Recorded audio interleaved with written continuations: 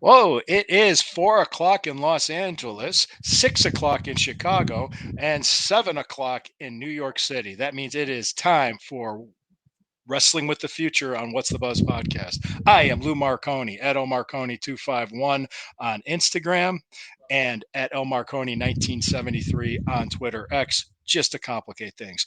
My co-host, my very lovely co-host, uh, let me see it, Amelia. There we go. Amelia the Pitbull Chapman. I want to see it here. Right. And okay, how do they get a hold of you? How do they find you? Here and of course, Go ahead, Facebook, put it up there. Put it Facebook, of course. your Twitter handle or your No, Instagram handle there you go. at Pitbull the Pitbull. Yeah. All right, yeah. So what we're talking about tonight, and thank you for joining us, everybody. We really do appreciate you. So what we're going to talk about tonight is there's great promotional wars in professional wrestling. And probably the most famous, the one most well known, is the Great Monday Night Wars. But I think in order, and I think even what Angelo wanted us to do was to get an understanding of how that Monday Night War even came about. Was you have to go all the way back to probably the 50s or the 60s, and I'd say at least the early 60s to get an understanding of how we got to that point. So that's what we're going to do tonight. Amelia, go right ahead. If you want to go ahead, set up the rest of this. Yeah, we're supposed to have another person joining us. Hopefully, he'll join us tonight as well. Yes, Corey Castle is supposed to join us. He was having technical difficulties earlier this afternoon. We were trying to do our show, which is on Rumble every Sunday, called the Sunday Stew Pot. So thank you for joining us tonight. So you want me to get right into it, or what's the Oh, next thing you have in line for us? looks like he's trying to join in. There he is. Hi. Hello. Corey, hey, how's the audio working? Sounds great. It sounds great. All right,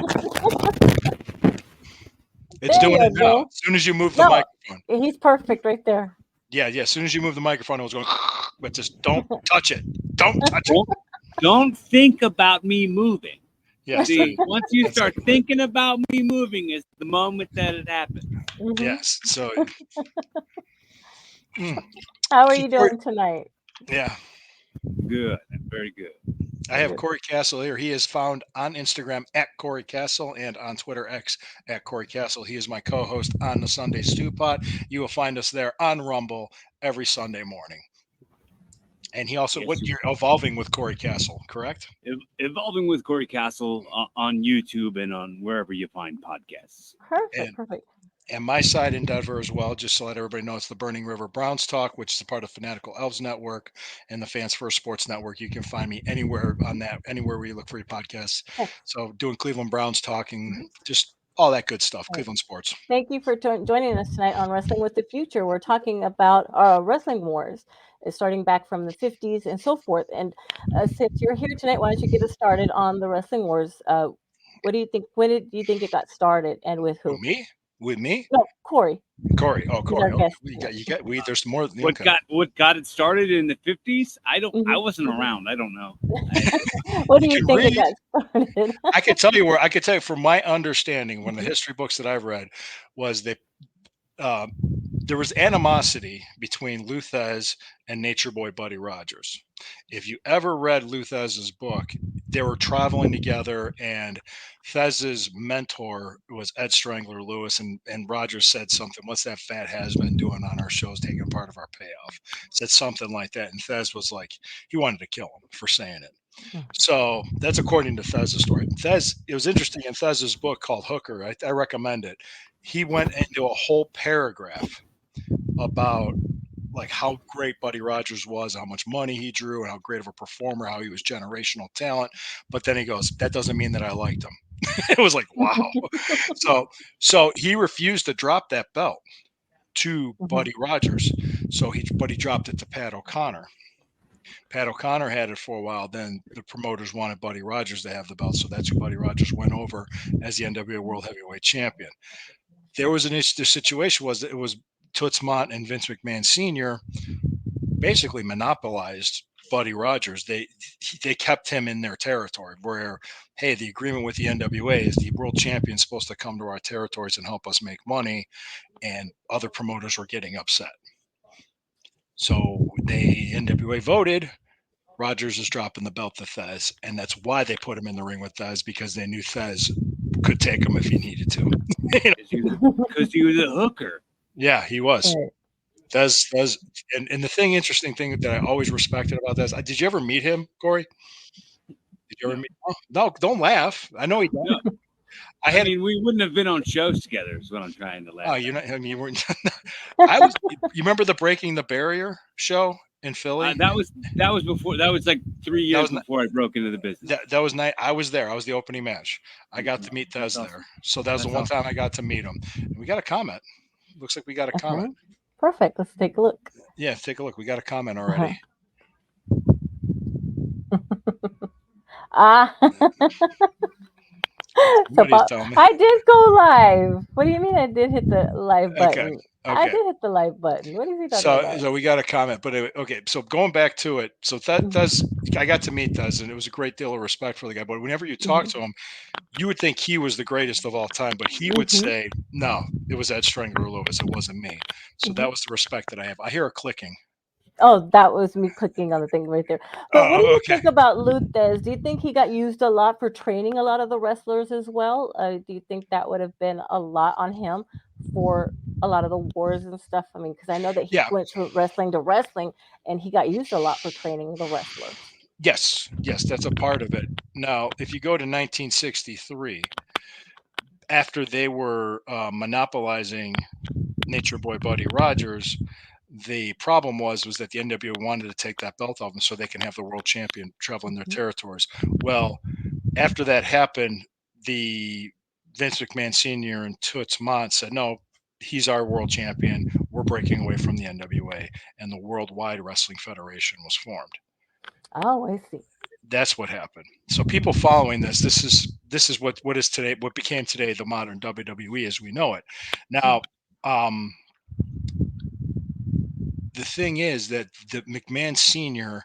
had a business model that he went by. And what that business model was he believed in having a strong babyface champion who Right. was which shortly after they made Nature Boy Buddy Rogers was their first world champion. They put that belt on Bruno Sammartino, and he had that belt. It's the longest reigning championship reign. How long was that reign, Corey? Do you know? 7 years. 7 years, and you got Oh, your yeah. finger up. I did meet Bruno Sammartino. Oh yeah, yeah, oh yeah. So yeah, He didn't mark out for Met him my so- name though, but I did get that's a totally different story. That's a I totally did get a different piece of story. paper signed by him, and his signature looked a lot like mine. So I was like, Mm. "Oh, that's so cool." I bet you I still have it in my mom's basement. Yeah. Okay. Quick story. Bruno, I met him for the first time. I said, "Sir, it's an honor to meet you. My name is Lou Marconi." He's like, "Lou Marconi, Lou Marconi. That's a great That name, strong Lou accent. Marconi." Yeah. So it was just like, yeah, that's my. And I go, "Sir, that's my real name." He was, "It's even better," and he hugged me, and I was like, I couldn't believe it. That was like the greatest moment. It was Bruno Sammartino hugging me because of my Italian name, because I was Right. Italian. That's why he yeah, and he was there with Dominic DeNucci, and DeNucci was just smiling and nodding.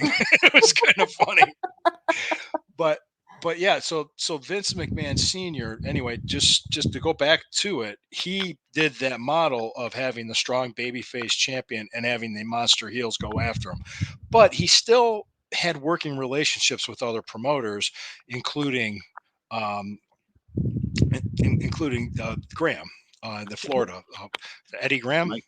Mike Well, Graham and Mike Graham was Okay. Mike and Eddie Right. Graham, yeah, Right. because he had a really good working relationship with them. So a lot of times they would exchange talent, and he would send them Andre. So it really wasn't a war. He just went off and did his own thing. And in 1971, he joined the NWA, but he went back to the NWA for a little while, and they were considered regional titles at that point. And I think when did they officially break away again? It was early 80s. They were there for about 10 years when they officially broke away again. And if I'm not mistaken, because I got my research here in front of me, I'm not looking away. So in case if Is that anybody else with is, the Luthez, Vern Gagne, and Gordon Solier at that time no, this was in that after era? that. Oh, Yeah, with Ric well, Flair Luthez era? is a Ric Flair era. Yeah, the Ric Flair era. Well, with Luthez, yeah, Luthez and Vern Gagne. That was the start of the AWA because Mhm. they were. I think the NWA wouldn't put the world title on Gagne. for Right. whatever reason. And Gagne went off and started his own promotion, is what he did. So, interestingly enough, from what I can see here, yeah, they did split. They did split again in by the early. I think it was '82, and it Mhm. was getting close to the end of the life of Vince Senior. But the real big deal. Go ahead. What were we about to No, say? and then that's when they would, of course, I remember that they would at that time do the handshake. They wouldn't do the contracts, and that's when they would do the everything with the handshake. I remember Yep. that's how they Yep. honored everything back then. Yeah, it was your word. It was your word. Mhm. Right. You gave somebody your word, and then that was it. And who's the first one to go back on their word? Anybody know? Was he Uh, Vince McMahon Jr.? nah, not him. Oh, Can I make a dumb joke? Oh, I'm sure people would love that. Yes. Uh, there's a few people there was rumors about back then, but that all boils down to he says she says talk. mm, Yes. Yes. Bring in the dad jokes. right. So as well, it's like that was in there, and of course it traveled down to the South area, right, to like the Smoky Mountain Wrestling part of that as well. Because I Oh, know that that was in the they would, '90s. Yeah, yeah, when they Cornette did also that. helped with the Cornet, where she would go to WCW, WWF at that time when it was WWF. Yeah. They would Yes. all kind of combine with each other, and that was the wars at that time as well. Yeah. Correct. Yeah. Because what I'm getting into in the early '80s, the infamous, and I'm going to have the exact date right here in front of me because I made sure I Okay. did my research, which was the infamous July 14th, 1984. Yes. Do you understand that date? The date that lived in infamy in professional wrestling history. Was that Black Saturday? Black Saturday. Yep. And there was what Jim Barnett was the owner and the promoter of Georgia Championship Wrestling. Yes. Ole Anderson was the booker. There was heat Mhm. between the two of them. And Jim Barnett, he was a character to say the least. I mean, if you've My ever boy. my boy, he was a very flamboyant man. Would that be a good way to describe him? Might as well say that because Yeah, I know that him and Jack were two different people. Jack. Barnett. Yes, Hmm. yes, yes. And my boy, it's the way he talked. But so essentially, what it was Ole tried to push out Barnett, so Barnett got mad, sold it to Vince McMahon. Vince McMahon shows up. And the funny part was he tried to offer Ole Anderson a job, and he told him to go F himself. He took over that Saturday night TV slot on national TBS, which was it was Georgia Championship Wrestling, and then they changed it to World Championship Wrestling Hmm. because they didn't want to sound like a bunch of guys from Georgia. Right. Uh, Gordon Soley doing it. It was man, it was great product at the time. But Vince Yeah. started airing his WWF style, where the Georgia wrestling fans or the Southern wrestling fans were like, "We don't like this. We don't like this." Mm-mm. And Crockett, who bought out the Georgia Georgia. Championship Wrestling Hmm. and was buying up other territories at the time, bought the tape, gave Vince McMahon $1 million for that TV slot. Yes. Okay, so I'm kind of giving you guys the Cliff Notes version of Hmm. this. So just giving you the history of it. So that right there Okay. was the beginning of two things: WCW Uh, and WrestleMania. right. And the Jeez, real that was true, fun. yep, the real true act of invasion was not just the syndicated television that Vince McMahon was pushing out there, which was like unheard of. He waited till after his father died before he did that. Wow. And he waited till after Eddie Graham died before he ran in Florida because he respected the relationship his father had Yes. with Eddie Graham. I do know that for a Yes. fact that Vince did do that. So, okay, back to it. After that, the first WrestleMania, if that WrestleMania would have flopped, Vince McMahon would have been out of business. He put all of his eggs in that one basket. That was the beginning of the end. That was the beginning of the end of the Hmm. territories because that the company took off. He had the big money. Let me think. Who did he run out of business? He took the AWA's talent. Yes. And And to WCW TNA is one of TNA, them. And well, Smoky Stampede. Mountain Wrestling. Uh, Stampede Wrestling, the hard, AWA, UWF, hmm hmm USWA, hmm XWA, Global Force Wrestling, and Lucha Under Wrestling. Lucha Yes, Underground is the another one. Lucha Underground. Mm-hmm. Here, keep. Okay, let's look at this. The first person to do when business was done by handshake. So like I was working for Barnett in Georgia, and then I got an offer to go to Charlotte and work for Crockett for a while. Right. I go up to Barnett and said, "Hey, I'm gonna go switch territories. I'll finish up with you in 3 weeks." And we'd shake hands. We're good. Okay, we'll finish you up. We'll do this, we'll do that. So, and then I could put over all of his guys and leave the territory. I mean, really, that's what it was. It was a handshake. The one guy that never did that and just stopped showing up was Hogan at AWA. And Gagne, like Greg Gagne, was calling Hogan saying, "Hey, well, how come you're not coming? What's going on?" And Hogan said, "Vince is paying me more to stay home." Yeah. Wow. Yeah. So he was the first guy to kind of break his word, even though usually you just finish up when you finish up and just go. That's how the business worked back then. There wasn't guaranteed money either. The first guy to get guaranteed money for Vince was Mark Merrow. It was the way it was. It just you did it with a handshake and he promised you'd make money. That's how it worked. You got percentages of stuff, and if you needed more and you wanted to talk about more, you pulled them aside and you talked to them. That's how it worked back then. There wasn't contracts or anything like that, so I don't know where people get their ideas from. But that was the first one. And Hogan, yeah, because Hogan left, Gene Okerlund left, David Schultz left, Piper Valentine left, Crockett.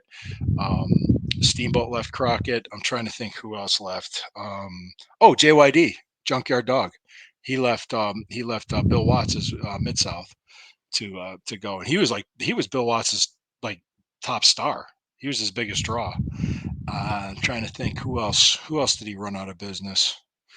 Well, Texas too, if you want to consider the Von Erichs, because they Well, like ended I up. think part of whatever the promotional war was, like they named Virgil after Dusty because that was the That was a rib. opposition Yeah, it was a rib. right to WWF, and then when he went to WCW and was part of the NWO, he was Vincent as a Mhm. rib on Vince McMahon. Yeah. So we're still at the mid 80s of all this, and by the time the early 90s came around, there was only two promotions, big major promotions out there. It was WWF and WCW, because Ted Right. Turner had to buy out Crockett. Crockett was going broke, so that's what happened. So it was to that. So the whole WCW, the whole $1 million man Ted DiBiase and Virgil, $1 million man Ted Turner and Virgil was Dusty Rhodes. That Yep. was that was Bobby Heenan's idea. Hmm. I don't know if you knew that or not. It knocked it out of the park. That was a great Oh, idea. yeah, it was it was great. Sets Yeah. up his gimmick tables everywhere he goes. Yeah. So okay, go ahead. What were we about to say, Amelia? Well, also too, it's like since you said that there was the two rivals like that, Mhm. and being that, do you think that's why Vince McMahon went more to like the women got more, had to get more like sexier, had to get more to lose their clothes basically to get in that way? That became in the late '90s. Hmm. That became Well, the Attitude Era. Go ahead, Yeah. Corey. yeah, there was that Crash TV era Hmm. of like just trying to The Jerry Springer. catch Yeah. Yeah. ratings. Exactly. So It went. There's a pinnacle event that, because what WWF was up until 1995, it went from being, it was a live event company. They had their syndicated TV shows were just commercials for their house shows, and Right. you watched TV matches with guys Hmm. like Ricky Steamboat or Don Morocco or Rick Rude or whoever, Hulk Hogan. And if you wanted to see Hulk Hogan defend his title against Don Morocco in a main event, they're not going to show that on TV. They might show it on Saturday night's main event, but they're going to That's what I. Hmm. they're going to they want you to go and buy a ticket to watch that match. Yes. So you didn't see that on TV. So you saw the squash matches or the jobber matches. That was made to make these guys draw money, make these guys look strong, make people want to buy and come and see this. And even though it was your job to be in talent enhancement at the time. In 1995, that changed, and I have a personal experience story to tell you that. But we have a commercial break, don't we? That's right. Yes, we have a commercial break coming up. Thank you for reminding me about that. Let's get that. Do you have sweaty balls? Or volleyball netty balls? It's time to make them ready balls. The Manscaped.com Lawnmower 3.0 will do the job and clean your knob with its patented no-nick head, so your head will function as desired. Enter promo code Wrestling Future for a generous 20% discount. That's enter Wrestling Future for a 20% discount. Manscaped.com and Wrestling with the Future, going balls to the walls with Manscaped.com and the Lawnmower 3.0. Your balls will thank you, and so will we.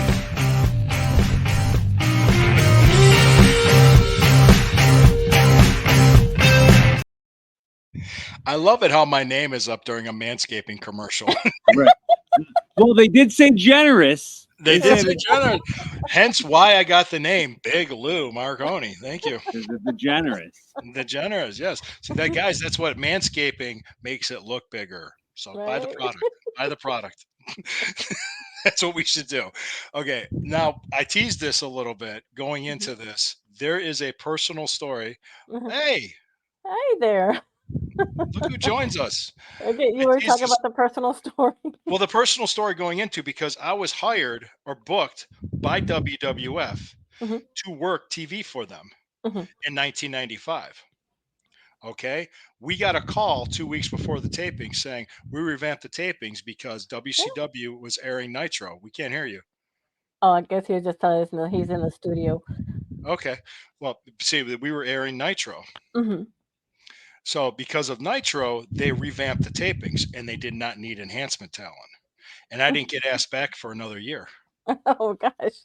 Yeah. And I remember Charlie being really upset because that moment right there, which I want to say the exact date of Monday Nitro was September 4th, 1995. That was the date when they were doing it. It went from being a live event company trying to make money, draw house shows, get pay-per-view buys or whatever, versus let's get ratings. TV ratings. Let's try to get the TV ratings. So this promotional war, this Monday Night War that went from September of 95 all the way to March of 2001, it went from trying to draw money in house shows and pay-per-views to let's get TV ratings. And that's what brought in the Attitude Era and the Crash TV. So they wanted more TV ratings and they wanted to go toward the pay-per-view ratings then? They were just, WCW was trying to win the ratings war. That's all they cared about. And that's what they were trying to do. So they put on the most competitive match. Like they had the match, Bill Goldberg beating Hogan for the World Championship. Right. That was in July of 98. Okay. That could have been a main event at a pay-per-view. They could have made a lot more money just giving away free matches that would have been marquee pay-per-view matches. Yeah, exactly. Spend money to watch. People would have paid money to go see that. Or the one time they had a really good match, it was Diamond Dallas Page and Goldberg for the world title, and nobody kept to their times for the satellite. And when they lose the satellite feed, that's it. Right. And they lost the satellite. You remember that it went to the bars halfway through the match? Oh, yes. Because everybody went, and WCW had to refund a lot of people their money because that happened. So it's why asking pro wrestlers to stick to their times is almost like, it's like pulling teeth. So especially back then, there was no control. I think it's a little bit referees being a little bit of a pain in the ass. As speaking from somebody that's on the inside, on this side of the ropes, you know what I mean? Like when the ref starts telling you to take it home. On the inside, on this side of the ropes, you know. When the crowd's hot, you feed on it. Yeah. Right. Yeah. Mm-hmm. Yeah. For some reason, I'm hearing it, Corey. Mad Dog, let me ask you a question. Since you were a promoter and everything, who was your wrestling war against the most when you were in that promotional era? I ran head-to-head with Ricky O in North Jersey, NWA Jersey. And actually, it was called NWA All Pro. My organization was NWA Jersey with Gino Moore and Joe Panzerino. And I know Corey Castle knows both of those guys. He knew that, God rest his soul, Gino Moore was a very dear friend of mine and lived about 2 blocks away from here. Of course, I live in Wrestlers Row. I've got Right. at any given time we had King Kong Bundy, Don Morocco, Buddy Rogers, Kathy Fitzpatrick, Gino Moore, Joe Panzerino, Snuka. Jimmy Snuka, Mhm. any number of the wild Samoans at any given time between New Jersey and Pennsylvania. And it really was a war. But the biggest war to date in this part of the country, the Northeast, and Corey Castle will absolutely attest to this because you were part of it, was Tri-State Wrestling, which became ECW. Yep. And the war that took place between that organization, and it wasn't another wrestling promotion they were at war with. It was the State Athletic Commission. Right. You want Right. to talk about that, Corey, and tell everybody how lovely the commission used to be to work for? Dude, Frank Talent would come into every show, and that man stunk so bad. Like Awful. he had the nicest suits. He didn't understand the part about getting a shower and putting on deodorant first. Yeah. Before putting on that very nice suit. The other thing about Frank Talent, as the head of the governing body, is that Frank Talent was, and God rest his soul, but Frank was absolutely clueless as to what professional wrestling was. Yeah. He didn't understand the whole notion of it's a work, Frank. Nobody is really hitting anybody with a chair, flat across the head. There's a way to do it without killing each other because we do it 7 nights a week. Mm-hmm. There's Right. an art to waffling somebody with a metal chair. Or worse yet, believe it or not, wooden chairs are worse. Yeah, they hurt worse. Yes, don't they get- do. Yep. Absolutely. If you don't believe that, take a look at that chair shot Bruno took from Larry Zbyszko in 1972. Or what was it? Was it Alpha from Albano? No, Larry Zbyszko took a solid wooden chair and cracked Bruno. It was Oh. called the shot heard round the world. Yep. And there was another one too when it was a tag match where the Albano was swinging the chair and the Samoans lost the tag belts to Rocky Johnson and Tony Atlas. Boom! He planted the Yeah, chair. well, that was a part of wrestling history we're trying to forget still. The whole But notion of, God help us, Tony Atlas and Rocky Johnson, two guys who couldn't stand each other. Mm-hmm. And you'll notice they were only together twice. One, they won the title, and when they lost the title. That's the only time they were ever together. You believe that? That's a whole different conversation. Well, we're going to have that conversation because we are doing a salute to African American wrestlers. Mm-hmm. And I knew several of them personally. Junkyard Dog was a very dear friend of my father. He was my dad's drinking partner. And he came into our bar often in Camden, New Jersey. Thanks to my dear late friend, Larry Sharp, who also trained me. I want to get Corey into this conversation because between Lou and Amelia, poor Corey, the bastard didn't have a chance. I'm going to get you in here. Corey, I'm going to bring you up on a big camera. All right. Tell everybody how you started in this wacky business. Oh yeah, let me go back to some of those names that you mentioned. Yes, I did sir. work for Please Ricky O one time. I did Yeah. one show for Ricky O. It was the weekend that Michael Jackson died. So that would have been 2008, right? The 2008, there was the July 9th. Okay, June so that 9th. June 9th, 20, that weekend, 2008. I did one show for Ricky O, and I never heard from him again. Never heard from him again. I guess I was an unprofessional guy showing up on time with professional gear and doing whatever a You team showed player up would do on time? all that. You showed up on time? And What kind of prick are you to show up on time? Don't you know wrestlers don't do that? But Joe Panzerino, Gino Moore, I can't tell you how many times I did NWS shows. I did NWS shows from like 2003 to probably like 2014, off and on all the time. I worked for that organization from the time it started to the time it folded, and I was with Gino and Joe with NWA Jersey as well. I was co-owner of that group. I was also, if you'll remember, I was the longtime ring announcer of that group. People knew me as the ring announcer. They didn't know me as the owner or one of the owners. Well, I only knew Dapper was doing it at that point. Dapper was doing the ring announcing whenever I was there. Right. Probably. Yeah. National Wrestling Superstar. Yeah. Is he still around? Oh God! Now you're testing my memory. Holy shit, brother. I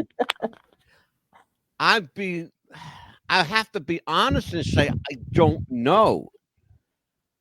I don't want to say, God forbid if he's not with us any longer. I don't want to say, I have to be truthful. Imagine that, truth in the wrestling business. Holy shit. Imagine that. Yeah. I've got to be truthful and say, man, I just don't know. I honestly just don't. Lou, I want to bring you up here with Corey. Let's talk about this because I want to bring you. Here you go, side by side. You guys work largely in territorial promotions. Territorial promotions, I have found, at least in my frame of reference, tend to be more cutthroat, more backhanded, more backstabbing than the larger promotions who are, by and large, forced by law to play within the parameters of rules. What's the worst thing, Lou, that you ever saw on a local level, as far as a promotional war, that you said to yourself, boy, this really went beyond the scope of professional? Pittsburgh. Okay, talk to me. Steel City Wrestling against Pro Wrestling Express, and I was on the Steel City Wrestling side for a while. And the guys from this was in the late '90s, so the guys from Pro Wrestling Express took it upon themselves to start doing, like, what was it, the DX? They were doing those. They're showing up at WCW locations and stuff. Yeah. So they showed up where we ran the shows, and they're looking at the poster. Goes, oh, there's Lou Marconi. I beat that guy. And there's this guy. And it's just like, oh God, they were trying to, because they had a TV show, and we had a TV show in Pittsburgh. Yeah. So it was just that. It was just like, really, you're copying what you're seeing on Raw. Yeah. Is that what you're doing? So yeah, that was it. It was Pittsburgh. Yeah. Mm-hmm. Corey, how about you, brother? I've seen a number of them, and a good amount of them way smaller of a deal than they believed that they were at the time. But I'd say the biggest one that perceivingly, like the way I saw it at the time, was when I was in CZW against XPW. The XPW came to Philly, and stole the arena from us. I remember it well. And we had to move to 61st and Passyunk, and like an old strip club that they like gutted out and like made it into a like almost like it looked just like the arena. Like they gutted it out and it looked just like the ECW arena. But it sure did. But all the toilets were over flooded. Like the place was just a real piece of junk. Like and then XPW. But you know what, Corey? Stole it. They were some of the best places to work. Right. Yeah. Exactly. They really were. I love that. Because people didn't care. They just came out to see good wrestling.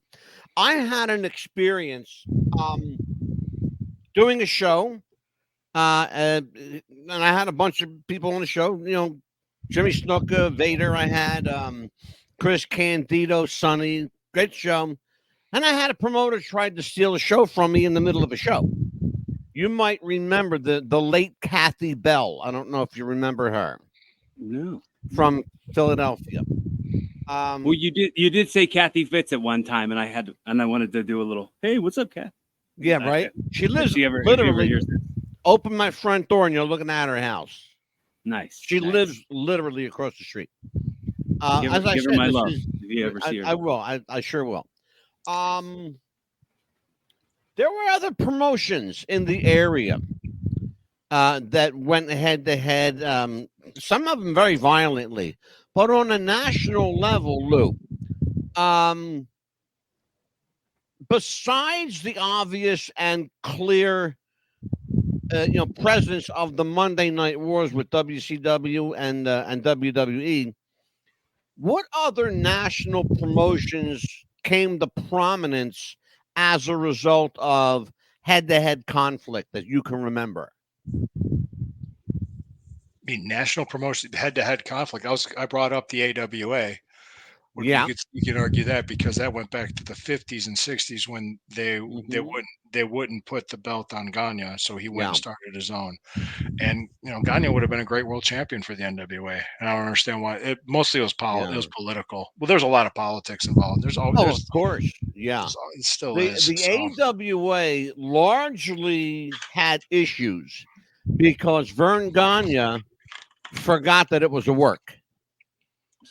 And that's what happens when you put yourself as the owner, the champion, the booker, the guy that cleans the floors, the guy that puts the ring. When you're doing everything, Wearing too many hats. way too many, brother. Way too many. If you're a worker, if you are a worker, you must absolutely, in my opinion, you must absolutely limit your presence to either in the ring and maybe one behind the scenes job. I'll give you a great example of three guys that did that well. Ric Flair was the champion of the National Wrestling Alliance. He was also their head booker. Dusty Rhodes had that same position. He was the champion and he was the head booker. The other one might surprise you. Grizzly Adams in Texas was the champion and the booker. They all had one thing in common, these three guys. They exceeded at both. They excelled at wrestling and they were incredibly creative bookers because they took only the position they knew they were good at. When you got a guy like Vern who thinks, and God rest his soul, he's gone now too, but who thinks he can do it all, that's a guy that's a fool. Because nobody can do it all, not in an organization that big. You need help. And to go echo back what Lou said, AWA failed miserably in the end because of their lack of willingness to participate with other organizations. It didn't have to be a fight for them. If Vern were smart, he could have actually made money on the battle that he had with the National Wrestling Alliance, which essentially that's what the AWA was anyway. It was the National Wrestling Alliance. It was a localized version in Minnesota of what happened to Sam Mushnick and our friend Bruno, and of course Lou Thez and guys like that back in the late 50s, early 60s. Toots Mondt and Phil Zacco. Guys like that who were diversified in a lot of areas had the ability to multitask in their given field because they knew their job. I hate to say this about the deceased, because Vern's not here, but Vern, the older he got, the more the more he believed that he really was the heavyweight champion of the world. And that's where Vern ran into a lot of trouble with other promoters. Work yourself into a shoot, brother. He did. He Yourself worked right himself a into shoot. a nasty shoot and never I've recovered. worked myself into so many gosh darn shoots, it's not even funny. Bro, let me tell you something. There's a guy named Don Owens who had a promotion in Portland, Oregon. He ran the Pacific Northwest. Don Owens, they say you can't be a nice guy and be a promoter. Don Owens was the nice guy who became the promoter. He was the envy of wrestling promotions in the U.S. because he did something that other people failed to do that got them into head-to-head competition. What Don Owens did, rather than push against his competition, he invited them in. And they became part of the fold of Pacific Wrestling Federation, PWF. Okay? And then from that branched off PCWF, which was Pacific Coast Wrestling Federation.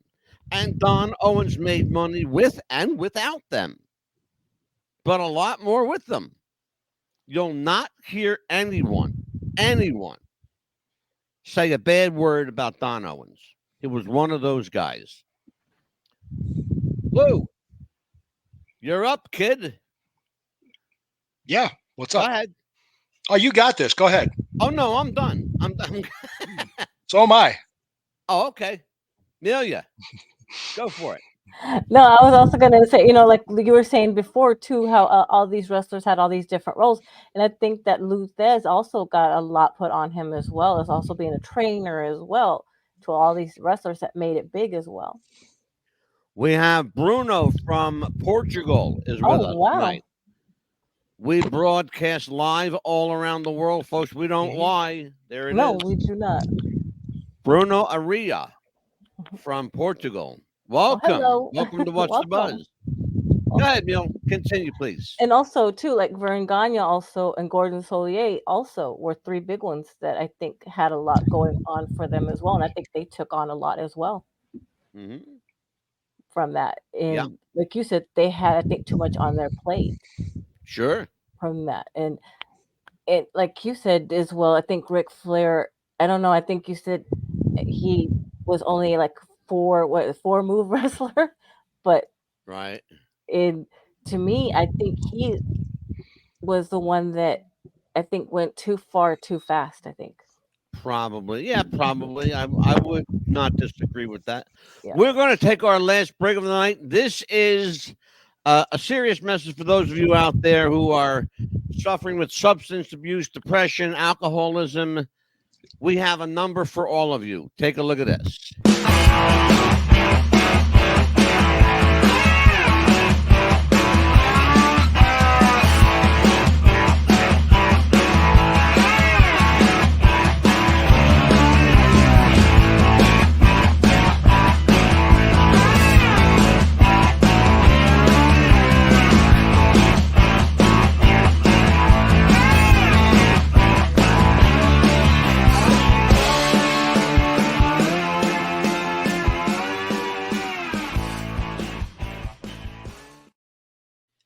And we are back with What's the Buzz Podcast, America's Best Podcast. And this is Wrestling with the Future. I'm Mad Dog DeCipio. I jumped in over here. Wasn't supposed to be here tonight, but what the hell? It's hard to stay away when I got my buddies here. Yeah. Big Lou Marconi with, let me get it right now because I'm not a football guy. Burning River Browns Talk. Right, Big Lou? Yes, sir. Okay.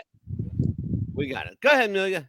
No, when I was doing my research, I saw all these companies that Vince McMahon took out of business too, like WCW, TNA, ECW, Smoky Mountain Wrestling, AWA, UWF. It's just to name a few. I was like, oh my goodness, that's a lot. Yeah, there were a bunch. There were. Well, listen, I'm going to hop out of here and let you guys finish up the show. It was nice to see you guys, and maybe next week I'll see you. Maybe I won't. There you go. There you go. So anyway, you have anything that you would like to promote? We have like 15 minutes before we get off the air. Go ahead, Corey. I basically wanted to talk. I mean, a lot of it was talking wrestling with the future, right? And we talked a lot about the past in that. So I'm thinking. What I always had this dream, right? When I was a kid, the Monday Night Wars was like my favorite thing. I taped WCW on my VCR in my one room, and I taped WWF on the VCR in the other room. Like it was something, and I watched those tapes throughout the rest of the week, all week, and to get me to the next Monday. I was like that big of a mark for wrestling back then. But I think I really hoped and I really thought that was going to be the case now that there was an alternative to WWE coming up like this AEW, All Elite Wrestling, and it's not that. It's unwatchable. And I'm almost embarrassed that these people parade themselves as wrestlers on a national level, and then my friends will watch that and say, "Oh, those guys do it. How come you can't do it?" Like, well, why aren't you up there? Why aren't you doing that? And it's like, it is the meritocracy within the wrestling business that does not really exist when it comes to like favoritism, and it comes to like glad-handed yes men sort of thing that I've never really been a part of. I've never been the part of the Kiss My Ass Club on the indies.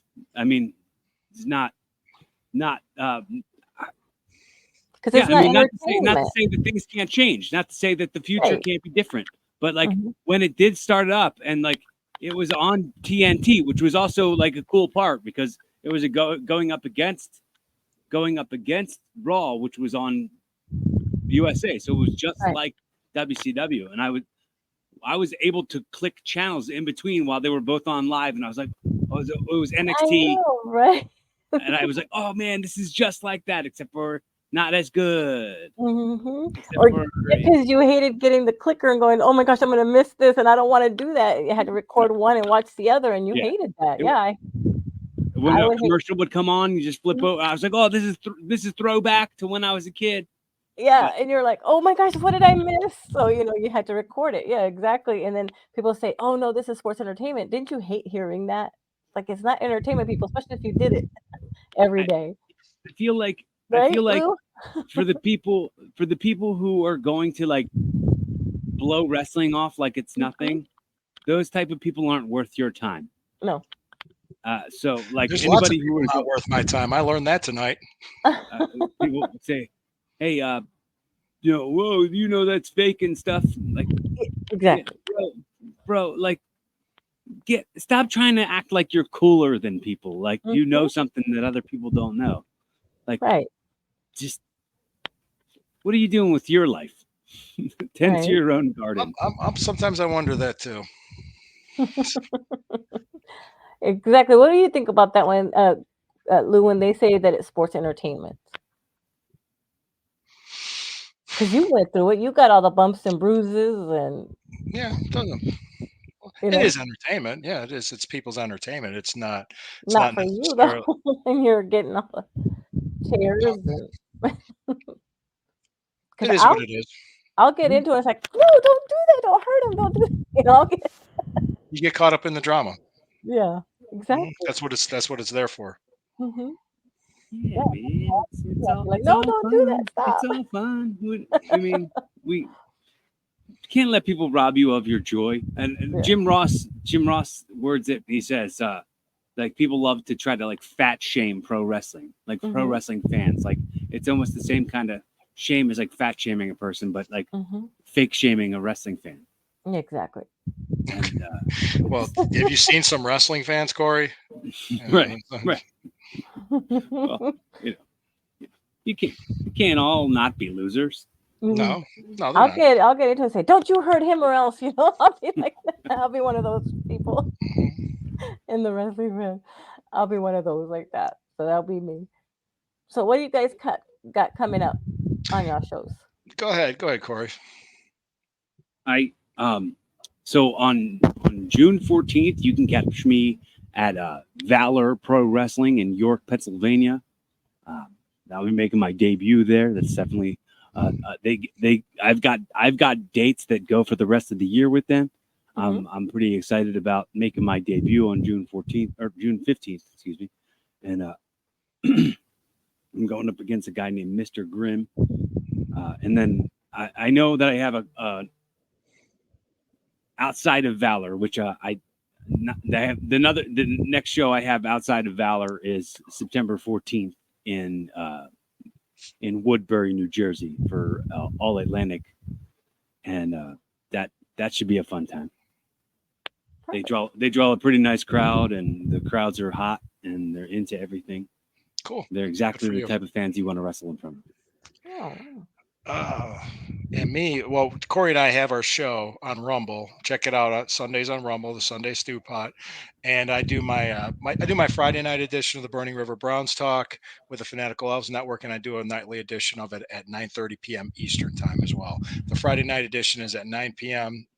and we talk Browns, we talk other things, and we have fun. Y'all have fun. Right.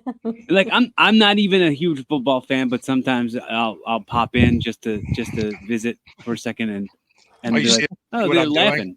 Yeah, I'm telling stupid jokes like I usually do. We're having a good time. That's good.